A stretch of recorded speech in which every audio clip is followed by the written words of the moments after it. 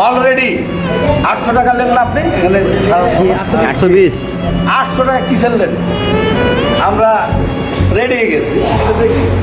মানে আপনি খালি গাড়ি যা ঘুরে 2-3 মেরে আছেন, তেলের পয়সা নাই, ড্রাইভার চলে গেল ফাঁকা, আর আপনি 500 টাকা তহবিলে আগে নিয়ে ওটা পারবেন না, সম্ভব নয়। গাড়ি চালাতে চালাতে যখন মহানন্দা এলো তখন আপনি বিক্রি করে দিলেন, বিক্রি করে 1,20,000 টাকা আপনি নিয়ে চলে গেলেন টাকাটা, মাত্র 3,000 টাকা দিলেন ড্রাইভারকে, পারবেন না। টাকার অংশীদারিত্ব বজায় রেখে টাকা নিয়ে যাবেন, না হলে গাড়ির সামনে আমরা দাঁড়িয়ে যাবো, রাখেন গাড়ি। সুন্দর কথা। আবার মহাজনেরা আমাদের যে লাইসেন্সটা লাই রোড পারমিটের সময়, হ্যাঁ, 18,500 টাকা বেতন ওখানে তালিকা করে।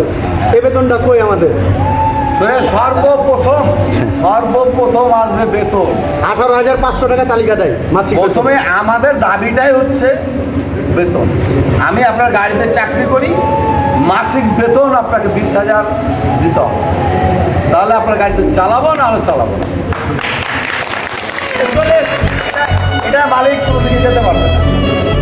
আমাদের কোনো আন্দোলন নাই, আমাদের বেতন দেবেন, গাড়ি চালাবো। বেতন দেবেন না, গাড়ি আপনার স্টপ হয়ে যাবে, সব স্টপ।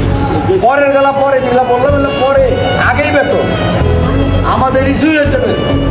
আমাদের ভুক্কা সরকার করে দিয়েছে বেতন 18,000, আপনি আমাকে বিনা পয়সায় খাটিয়ে দিয়েছেন, যে বলছে তেলে 800 দিন বেটা, ওটা 800 টাকা।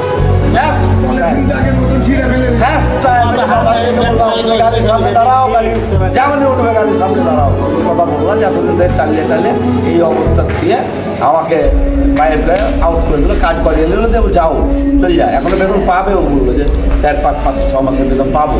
যদি সত্য হয় ওই গাড়ি চলবে না, ওই গাড়ির সামনে দাঁড়াবে, আমরা সাহায্য হয়ে যাবো।